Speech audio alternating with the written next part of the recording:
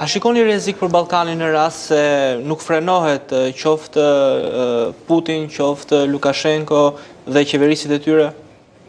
Well, actually, what we see in Europe, what's happening Ne çfarë po shohim në Europë dhe në luftën në Ukrainë që ndodh pikërisht në kufi të BE-s dhe në opinionin tim, nga njëra anë ne besojmë se ndoshta Shqipëria mund të jetë larg, ku është Ukraina, ku është Bielorusia apo Rusia që mund të jetë larg, por në fakt janë pikërisht në dyert e BE-s dhe Bashkimit Evropian. Dhe frika jonë më e madhe është nëse Ukraina do të humbiste luftën me Rusinë, siç e mbani mend Presidenti Putin tha që onte Ukrainën brenda 3 ditëve dhe do të pushtonte Kievin. Dhe dështojnë atë, por imagjinoni nëse do të fitonte luftën në Ukrainë dhe vendet balltike do të ishin më pas gati për skenarin dhe luftat do të përhapin në Europë.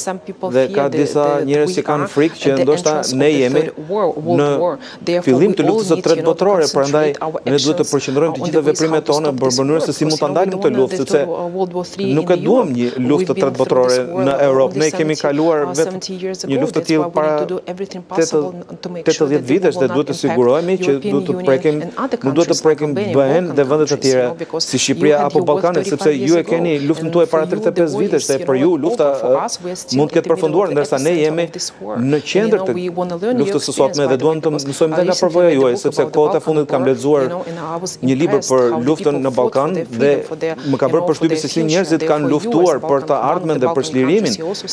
Dhe ju keni vënë edhe një shembull dhe për ne si bielorusë, sepse ne duhet të mësojmë nga shembujt më të mirë dhe nuk mund ta them tamam shembujt më të mirë, sepse lufta nuk duhet të ketë pikë shembuj të mirë, por çfarë shikojmë tani në vendet moderne ballkanike, prosperiteti, paqja, se si zhvillohen qytetet është fantastike. Mund ta imagjinoni se sa shumë punë është bërë për të arritur gjithçka. Dhe për ne është një shembull shumë i mirë që ne duhet të lëvizim drejt së ardhmes. Sot është data 8 mars, është dita ndërkombëtare e gruas rezistente. Ju jeni zhndruar për vendin tuaj në një simbol të tillë.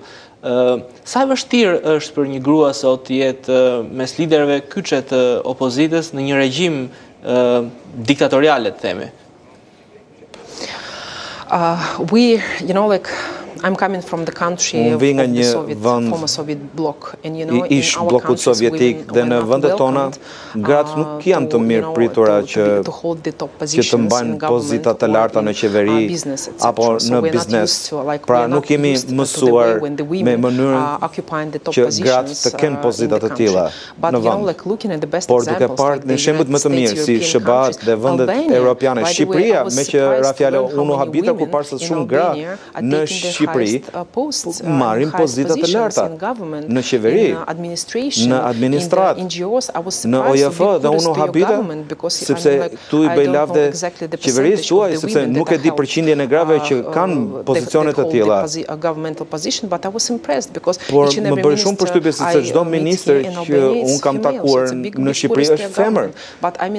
Dhe bëj urime qeverisë dhe në këtë rast kjo është ky shembulli më i mirë, prandaj ne duhet të shikojmë pikërisht shembujt më të mirë dhe përpiqemi që të sjellim këto shembuj në vendet tona, sepse ne jemi të barabartë me meshkujt, nëse jemi të pasionuar për diçka siç jam unë për ndryshime në vendin tim, për të fuqizuar gratë dhe jam pasionante për shumë tema në jetën time dhe kur je përkushtuar dhe me pasion dhe e ndjen veten të barabartë me burrët dhe mund të kontribosh me dijen tënde, me përvojën tënde të jetës për një shoqëri më të mirë dhe prandaj i bëj apel edhe vajzave shqiptare, sepse pash në gjetur në rrugë fytyra femra shumë të bukura dhe të gëzueshme dhe me shumë pasion, prandaj mos prisni që dikush t'ju sjelli, prandaj ëndrrën duhet të arritur vetë, sepse ardhmja është në duart tona dhe ne jemi ardhmja. Ngjarjet e vitit 2020 ndryshuan jetët e shumë qytetarëve të Bielorusisë. Një prej tyre ishit edhe ju dhe familja juaj. Cili ka qenë rrugtimi juaj pas atyre ngjarjeve? Our family is many thousands of Belarus family we suffered from the repressions. As I said, my husband was sentenced to 17 years to the prison. Im shoq u dërguar 17 vite në burg vetëm se mori pjesë në zgjedhje presidenciale. Edhe unë u dënova 12 vite që luftova për të drejtat edhe për kandidimin tim. Siç e përmenda më herët, të gjitha pronat tona u morëm prej nesh, shtëpit, lodrat e fëmijëve, çdo gjë që mund të mendoni u shit në ankan dhe parat shkuan tek regjimi i Lukashenkos, prandaj familja ime është e kërcënuar. Të afërmit e mi duhet të linin vendin se përndryshe edhe ata do të përfundojnë në burg. Prandaj dhe regjimi vepron në këtë mënyrë.